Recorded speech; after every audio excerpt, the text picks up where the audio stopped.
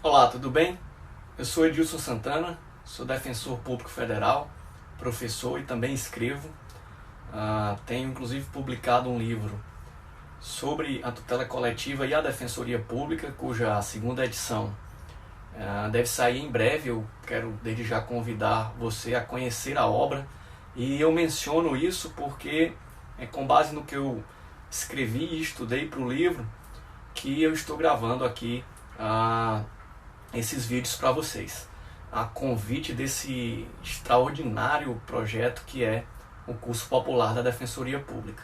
Eu que tenho uma dívida com o curso, nunca consegui ir até São Paulo para ministrar essas aulas, e aí surgiu, portanto, a ideia de gravar esses vídeos que serão disponibilizados nos canais do curso popular, para quem quiser aí acompanhar, tá certo? Então, eu quero já de início também deixar à disposição os meus canais nas redes sociais para eventuais dúvidas que possam surgir a partir do que a gente vai falar aqui, tá? Vocês me encontram no Instagram, no Twitter, e tenho também um canal no Telegram. Lá no Instagram, Edilson Santana Filho, a mesma coisa no canal do Telegram, e no Twitter, Edilson SGF, tá? Então, já dando início, eu selecionei aqui alguns temas que eu julgo serem importantes, tanto para a atuação prática do defensor, da defensora pública, depois que é aprovado no concurso, mas principalmente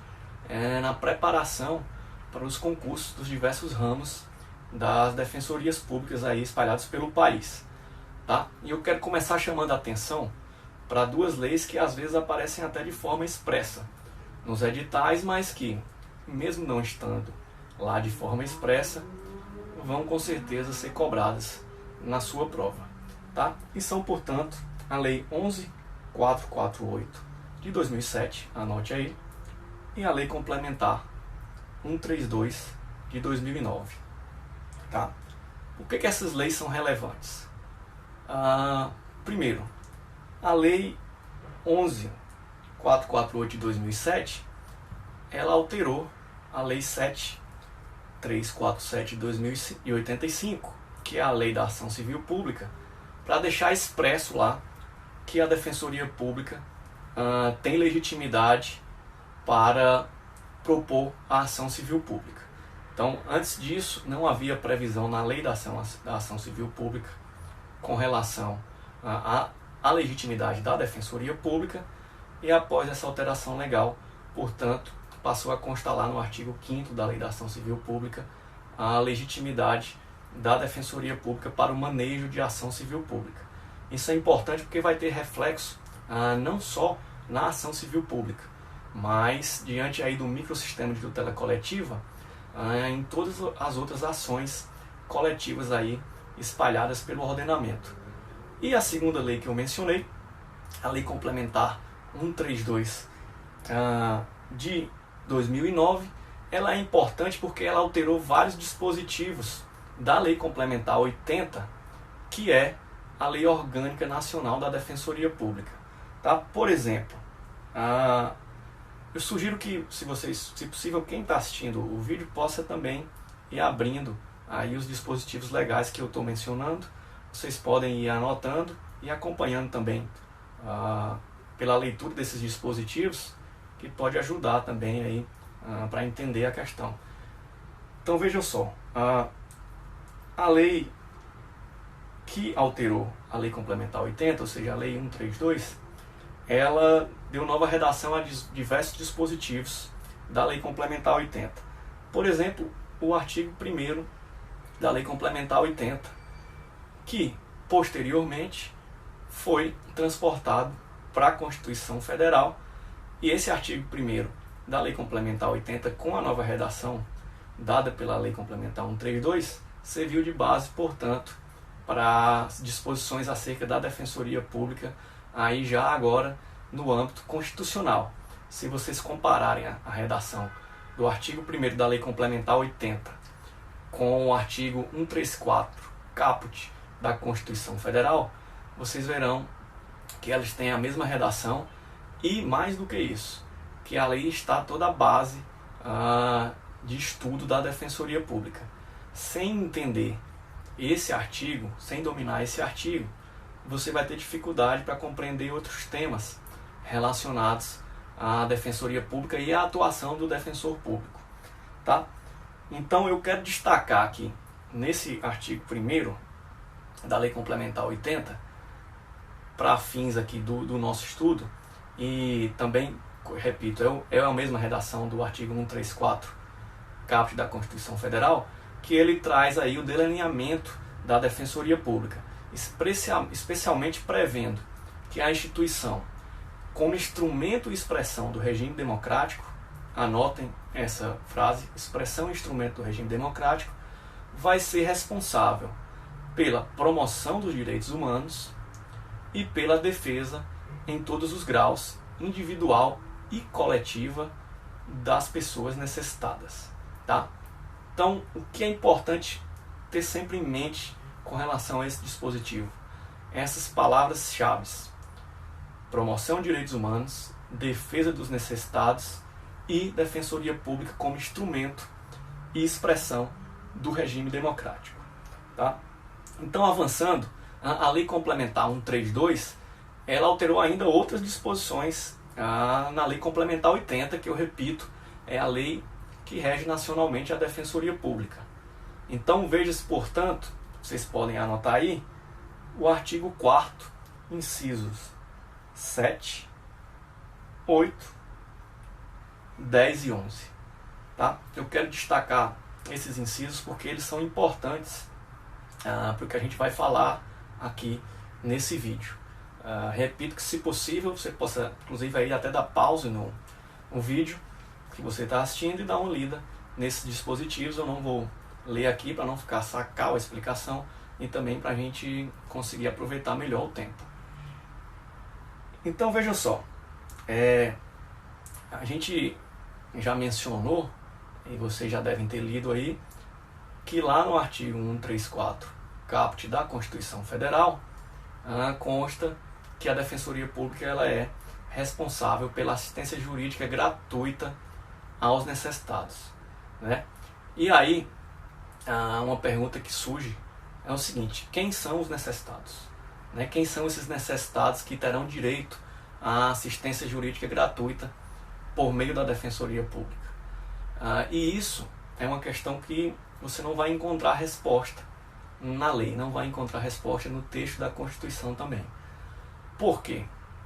Porque é uma cláusula aberta, deixada ali de forma proposital pelo legislador, porque esse conceito ele vai ser construído aí na prática e com a evolução do entendimento acerca da instituição.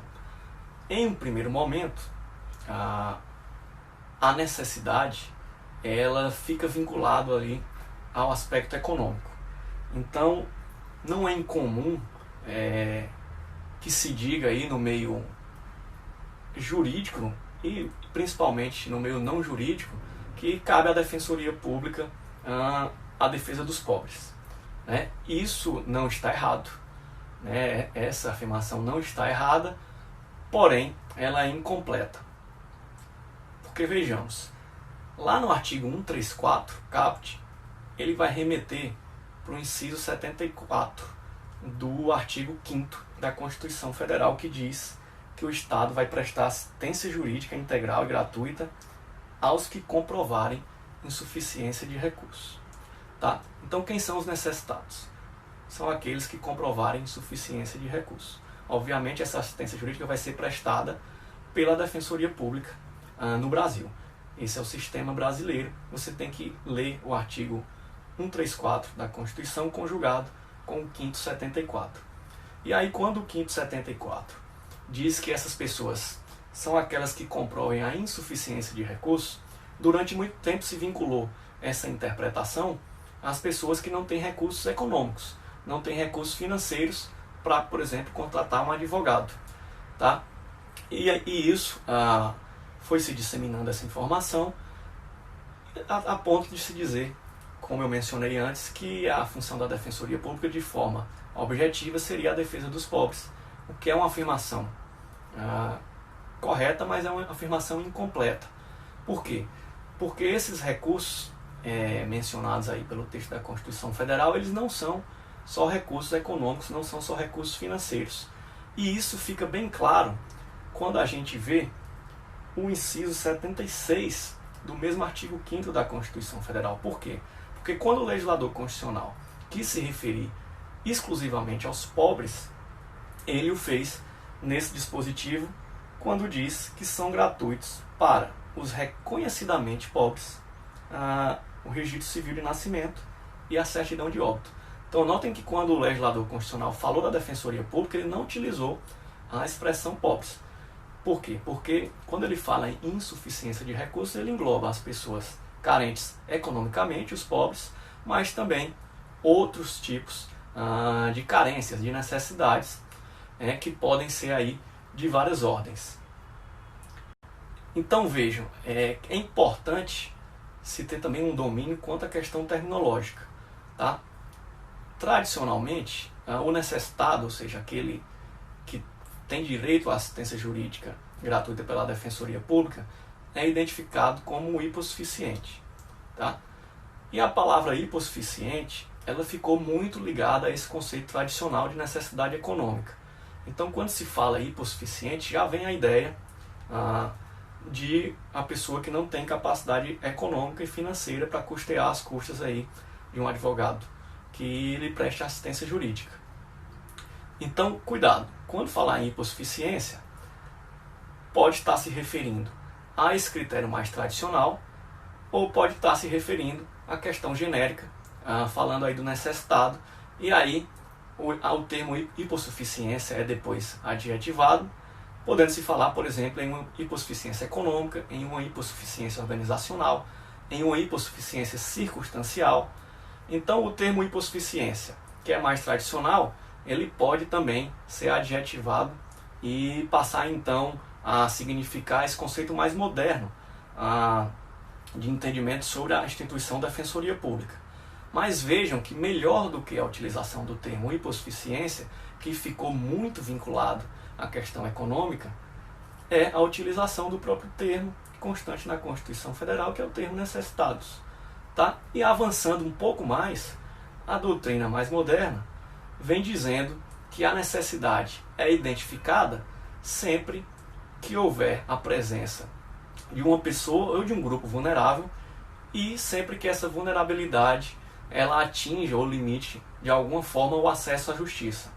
Então, se nós traçarmos aí uma linha de evolução entre as expressões que pretendem determinar o destinatário da assistência jurídica gratuita, a gente vê lá no início da linha o termo hipossuficiência, depois vem o termo necessitados, apesar de o termo necessitados já constar na Constituição Federal e na Lei Complementar 80, e por último o termo vulneráveis. Tá? Então, quando se fala em hipossuficientes, está se vinculando mais à ideia aí do critério econômico, nada obstante você possa falar numa linguagem mais moderna, hipossuficiente organizacional, hipossuficiente financeiro, hipossuficiente informacional, etc. Mas é preferível hoje o uso do termo necessitado ou, mais ainda, do termo vulnerável. Tá? Então, conclui-se aí, de todo esse raciocínio, que de forma resumida, é melhor dizer que cabe à Defensoria Pública a defesa do vulnerável. Tá? Melhor do que utilizar-se aquele conceito mais tradicional e limitado de que a defesa competiria, a instituição defenderia unicamente as pessoas carentes de recursos econômicos. Aí eu vou dar um exemplo para vocês.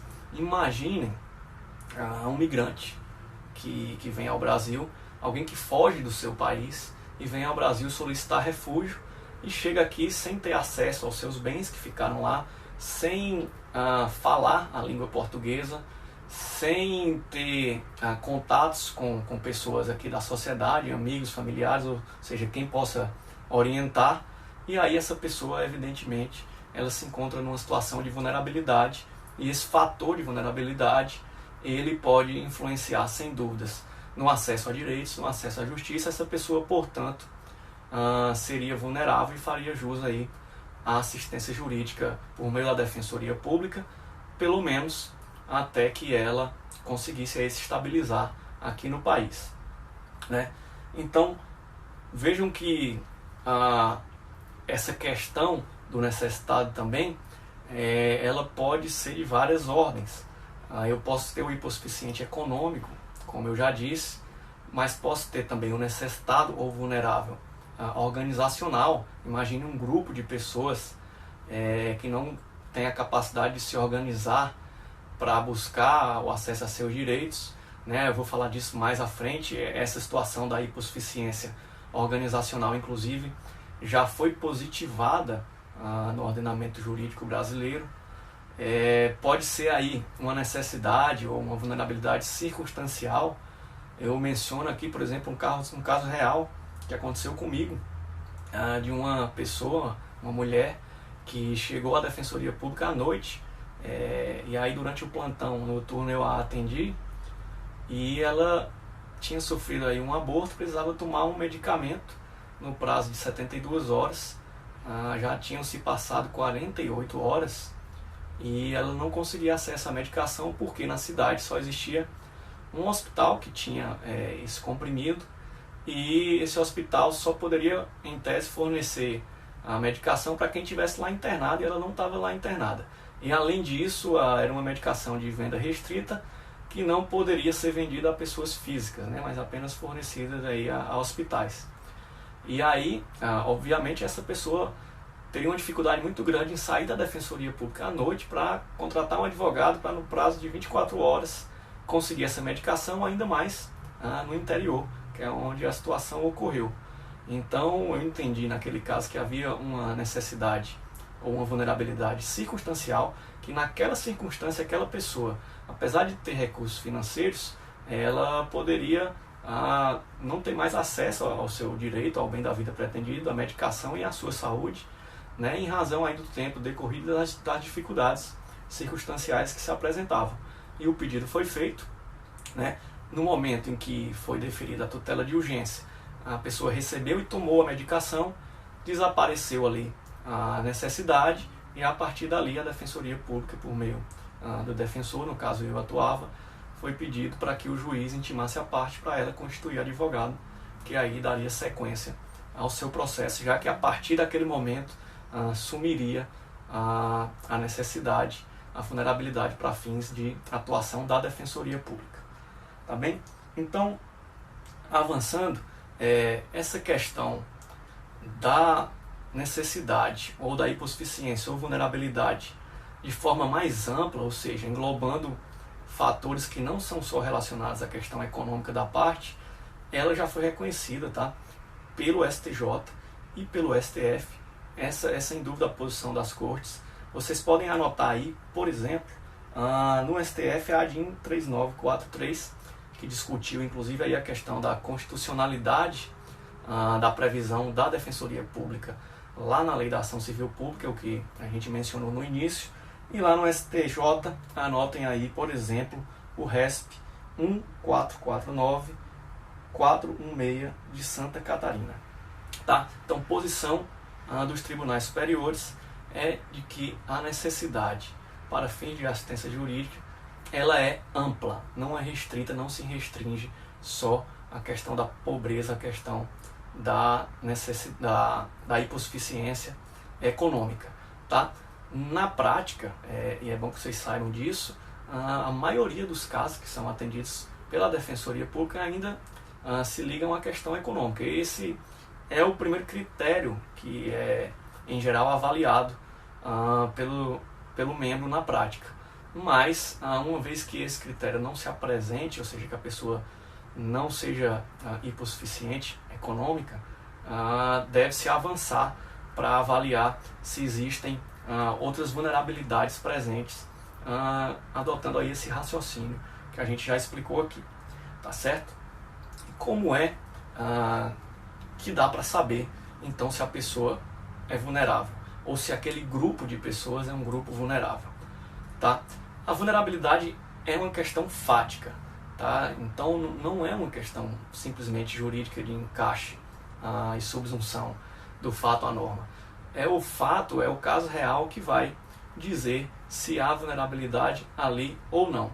No âmbito da Defensoria Pública, tem se utilizado muito o documento chamado As 100 Regras de Brasília para acesso à justiça de pessoas em condição de vulnerabilidade. E esse documento, é bom que vocês anotem, ele traz diversos grupos de pessoas vulneráveis já identificadas e listadas que auxiliam aí, por exemplo, na identificação da existência de um fator de vulnerabilidade. Tá? Uma vez que a pessoa pertence a um desses grupos, e existindo esse fator de vulnerabilidade, deve-se verificar se esse fator ele interfere no acesso à justiça. Tá? Então, para fins de assistência jurídica, além do pertencimento a uma situação de vulnerabilidade, esse fator de vulnerabilidade deve ser vinculado a algum tipo de dificuldade ou impedimento ao acesso à justiça, e aí, portanto, se constata a necessidade para fins de assistência jurídica gratuita por meio da Defensoria Pública. Então, anotem aí, portanto, as 100 regras de Brasília, um documento essencial para quem se prepara aí para os certames da Defensoria Pública. Tá? Então, dito isso, eu vou aqui, então, portanto, finalizar essa primeira parte do vídeo, e logo na sequência eu retorno dando continuidade aqui à nossa explicação.